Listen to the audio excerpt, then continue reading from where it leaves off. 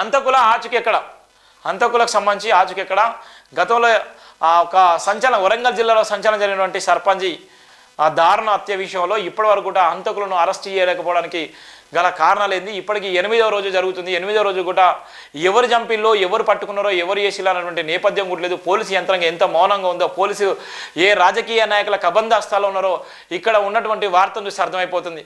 అత్యంత దారుణంగా ఇంట్లోకి వచ్చి మాజీ సర్పంచ్ని చంపేసినటువంటి దుండుగులు ఎక్కడ ఉన్నారో కూడా ఇప్పుడు కూడా పోలీసులు చెప్పలేకపోయారు. పోలీసుల మీద వెంటనే ఛార్జ్షీట్ దాఖలు చేసి వాళ్ళ నెగ్లెన్స్కి ఎమ్మటే అరెస్ట్ చేసే విధంగా, పోలీసులను కూడా సస్పెండ్ చేసే విధంగా ఇలా ప్రభుత్వం అయితే చర్యలు తీసుకోవాలి.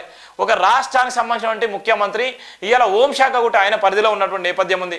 ఇలా పోలీసులో ఉన్నటువంటి నేపథ్యం ఏంటంటే 8 రోజులు అవుతుంది ఈయనను చంపేసి 8 రోజులైనప్పుడు కూడా ఇలా ఆయనను ఎవరు చంపేసేలా కూడా ఇప్పుడు కూడా పట్టించుకోలేని నేపథ్యం ఉంది. అరెస్ట్ చేసేయాలంటే అరెస్ట్ చూపించలేకపోతే, మీడియా ముందు ప్రవేశపెట్టలేకపోతే ఎక్కడ ఉన్నారని ఆ కుటుంబాలు ఆందోళన వ్యక్తం చేసేటువంటి నేపథ్యం ఉంది. హత్య చేసిన ఆగంతకులను పట్టుకోవడంలో పోలీసుల అసహసత్వం, అంతర్యం ఏమిటి? పోలీసుల అదుపులో నేరస్తులు ఉన్నట్లా లేక కాలయాపన చేస్తున్నారా? హత్య జరిగి 6 రోజులు గడుస్తున్నా ఓ కొలిక్కి రాని మాజీ sarpanch Sudula Devender murder mystery. Police జాగలం ఫోరెన్సిక్ నిపుణులు చేసిన ప్రయత్నాలు శూన్యమేనా?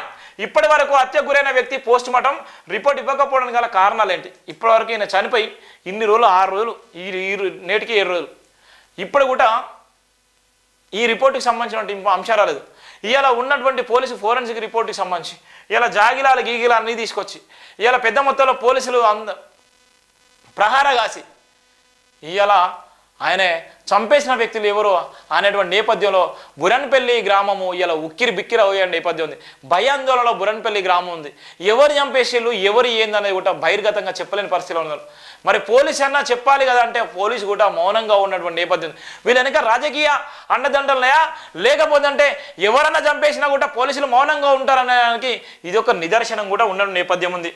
జిల్లాలో హాట్ టాపిక్గా మారిన తాజా మాజీ సర్పంచ్ సూదుల దేవేందర్ రావు హత్య కేసులో పోలీసులు ఆగంతులను దించడంలో విఫలమయ్యారా, లేక వారి ఆధీనంలో ఉన్నప్పటికీ హంతకులను బహిర్గతం చేయకుండా కాలయాపన చేయడంలో అంతర్యేమిటో అర్థం కాక బాధితులు లబోదిబోం అనే నేపథ్యం ఉంది. అక్కడ ఉన్నటువంటి సూదుల దేవేందర్ను సంబంధించినటువంటి నేపథ్యంలో ఎంత భయంకరంగా ఉన్నారో, పోలీసు యంత్రాంగం ఏం చేస్తుందో జాగిలాలు కూడా ఆయన ఇంటి ముందుకు వచ్చి ఆయన పరిసరాల ప్రాంతాలను చూసి చెప్పిన నేపథ్యం ఉంది. హంతకులకు ఆచూకెక్కడ రాసిన నేపథ్యంలో ఇక్కడ ఉన్నటువంటి బీఎస్ అధ్యక్ష ఆర్మీ స్ట్రాంగ్ను చంపినటువంటి నేపథ్యంలో నిన్న ఎన్కౌంటర్ చేసిన నేపథ్యం ఉంది. మరి ఇక్కడ జరిగి ఈ వారం రోజుల దగ్గరికి వస్తుంది. ఇంతవరకు పట్టుకున్న నాదులు లేడు, పెట్టించుకున్న నాదులు లేడు. ఆవేదన చెందుతున్నారు. వివరాలకు వెళ్తే వరంగల్ జిల్లా రాయపర్తి మండలం బురన్పల్లి గ్రామాల్లో తాజాగా జరిగిన మాజీ సర్పంచ్ దేవేందర్ రావు హత్య జరిగిన రోజే ప్రధాన సూత్రధారైన ఓ వ్యక్తి లొంగిపోయినట్టు సమాచారం. అయితే నిందితుడికి చనిపోయిన వ్యక్తికి గత కొంతకాలంగా భూ వివాదం తారస్థాయికి చేరడంలో ఈ హత్య చేసి ఉండవచ్చని అనుమానం వ్యక్తం చేస్తున్నారు. బాధితులు లొంగిపోయిన నిందితుడు తాను వేసిన పథకంలో మరో 3 ప్రామేయంతో కలిసి ఈ హత్య చేయడానికి పథకం రూపొందించాలని ఆ రోజు రాత్రి దేవేందర్ రావు తన ఇంట్లోనే అతి సన్నిహితంగా ఉండే వ్యక్తికి మర్యాదపూర్వకంగా రోజు వారిగానే మద్యం ఇస్తున్న క్రమంలో పక్క ప్రణాళిక ద్వారా సన్నిహితునిగా ఉన్న వ్యక్తి మరో వ్యక్తిని ఇంట్లోకి రప్పించి దేవేందర్ నిద్రిస్తున్న తనలో 2 పాత్రధారులు కలిసి ఇంట్లో ఉన్న ఓ ఆయుధంతో హత్య చేసి ఉంటారని స్థానికులు ఎవరికి వారే గుసగుసలాడుతున్నారు. హత్య సూత్రధారిగా వ్యవహరించిన వారు లొంగిపోయినప్పటికీ పోలీసులు హత్య చేసిన పాత్రధారులను అన్వేషించి పట్టుకోవడంలో విఫలమయ్యారా, లేక కావాలనే కాలయాపన చేస్తున్నారా, ఇంకేమైనా కేసును తప్పుదో పట్టించే ప్రయత్నాలు జరుగుతున్నాయా అనే పలు అనుమానాలు వ్యక్తం చేస్తున్నారు. బాధిత కుటుంబ సభ్యులు హత్య జరిగిన ప్రదేశంలో స్పెషల్ టీము పోలీస్ జాగ్రత్తతో హత్య చేసిన వ్యక్తి ఏ ప్రదేశం నుండి పథకం ద్వారా ఇంట్లోకి వచ్చారో స్పష్టమైన సమాచారం ఇచ్చినప్పటికీ హంతకులు వేలిముద్రలు సేకరించిన ఫోరెన్సిక్ నిపుణులు హత్య చేసిన వ్యక్తి ఆధారాలు సేకరిస్తున్న తరుణంలో హంతకుడు ఉపయోగించిన ఆయుధాన్ని సైతం పోలీసులు గుర్తించినట్లు విశ్వసనీయ సమాచారం. దీంతో హంతకుల ఆధారాలు స్పెషల్ టీములతో సేకరించిన ఇప్పటి వరకు ఫోరెన్సిక్ నివేదిక ద్వారా కానీ పోలీసుల దర్యాప్తులో కానీ నిందితులను వెల్లడించకపోవడంతో పోలీసులు పనితీరులో కావాలని అలసత్వం చేస్తున్నారని వారు అభిప్రాయం పడుతున్నారు. పోస్ట్ మార్టం రిపోర్ట్ ఇవ్వలేదు దేవేందర్ కుమారుడు నిఖిల్. హత్య జరిగిన తర్వాత వరంగల్ ఎంజిఎం హాస్పిటల్లో దేవేందర్ మృతదేహానికి శోభరక్షణ నిర్వహించిన ఇప్పటి వరకు కూడా వారి కుటుంబానికి పోస్ట్ మార్టం రిపోర్ట్ ఇవ్వలేదని కుటుంబ సభ్యులు తెలిపారు. దాంతో పాటుగా హత్య జరిగిన ఇంట్లోనే వారు ఉంటున్నారు. ఏ రాత్రి వేళ ఏం జరుగుతుందని భయభ్రాంతులకు గురవుతున్నామని అన్నారు.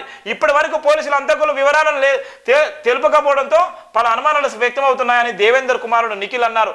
అంతేకాకుండా తమ కుటుంబానికి ప్రాణహాని ఉందని పోలీసులు తమకు భద్రత కలిగించాలని నిఖిల్ పోలీసులకు కోరుతున్నాడు. ఏదేమైనా హత్య చేసిన వ్యక్తులు పోలీసులు త్వరగా ఛేదించి హంతకులను శిక్ష పడే విధంగా చూడాలని గ్రామస్తులు కూడా కోరుతున్న నేపథ్యం ఉంది. ఇంత నెగ్లెన్సీ, ఇంత పరిస్థితి. ఒక మాజీ సర్పంచ్ని అత్యంత దారుణంగా కిరాతకంగా చంపేస్తే ఇప్పటి వరకు అరెస్ట్ చేయకపోవడం గల కారణం అదే సామాన్యుడిని కూడా చంపేసే నేపథ్యం ఉంటే ఇలా పోలీసులు ఇవాళ ఏం చేస్తారు? ఇలా ఒక మాజీ సర్పంచ్ వెనక ఉన్నటువంటి ఎవరున్నారు?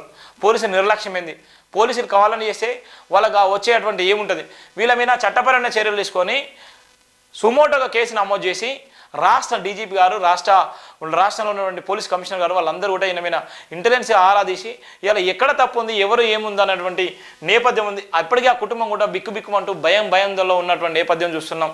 ఇలా ఏది ఏమైనప్పటికీ హత్యలు జరుగుతున్నటువంటి తరుణంలో ఇంత భయంకరమైన పరిస్థితి మనం చూస్తున్నాం.